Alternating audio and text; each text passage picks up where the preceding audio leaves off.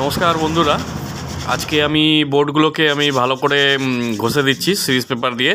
এটা প্রথমে আমি 80 নম্বর সিরিজ পেপার দিয়ে ঘষছি, তারপরে 60 নম্বর দিয়ে ঘষবো। আপনাদের তো আগে গতকালই দেখিয়েছিলাম যে এর মধ্যে সব পুট্টি করা হয়েছিল, ভালো করে চারিদিকে যত ফাঁক ফোকর ছিল, ফুটো টুটো ছিল, সেগুলোতে পুট্টি করা হয়েছে। সেই পুট্টিগুলোকে এখন আমি সরাচ্ছি। তো এরপরের ধাপটা আসবে, এরপরের ধাপটা রেড অক্সাইড দেবো আমি।